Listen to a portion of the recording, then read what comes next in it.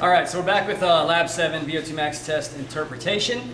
So that was a decent effort by the subject. Probably could have gone another couple minutes, but he is old after all. We didn't want to push him too hard. We don't want to risk anything. So I filled in on the board some of the top numbers.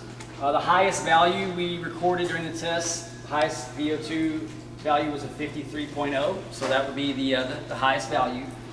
On our lab, we need to determine if that was a VO2 max or a VO2 peak. Remember that the key number is 2.1. We should see 3 consecutive numbers within 2.1 for it to be a max, because that would indicate there was a plateau in oxygen consumption.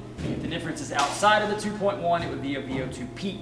So I listed here the highest value at 53, and I chose the numbers around it, 50.7, 50.8, 52.9 after it, but right here we see a difference that is actually close. It's 2.2, so it is not within our criteria. So we're going to have to call this a VO2 peak of 53.0 ml per kg per minute. Now if this was 50.9, it would be a max. So we were really close to that, but it's going to have to be a VO2 peak. Our other thing we want to do is determine if it was a valid test or not. So actually, before I get to that, classification, you can find that on the norms charts that are found in the lab folder on Blackboard. Okay. Now for test validity, there was 4 things we need to look for. Did our subject get within 10 of their age predicted max heart rate? Age predicted max heart rate for this subject was 177.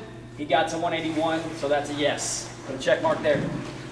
Did the subject get to an RPE of 17 or greater? Highest RPE recorded during the test was an 18, so that's a yes. RER needs to be 1.1 or higher.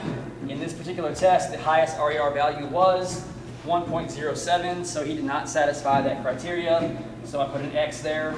The 4th criteria is blood lactate. Now we did not measure blood lactate in this particular test, so we really can't count it. In order for a test to be valid, we have to get 3 out of 4, okay? We really only got 2 out of 4 because we did not measure the 4th. So we're going to have to say this was not a valid test. Okay? Again, if we measured blood lactate and we got above 8, we could say it was, but in this case we did not measure it, failed to meet the RER, so we really only got 2 out of 4 criteria, so this is not a valid test. Okay? So what we will do for the next lab is a VO2 max test in the cycle ergometer. We will add in lactate testing on that one. So we will actually have data for all 4 of the criteria. So not only can we determine the subject's lactate threshold, but we can determine what their VO2 max or peak is, and then if it's a valid test or not. That's all for today. We'll see you next time.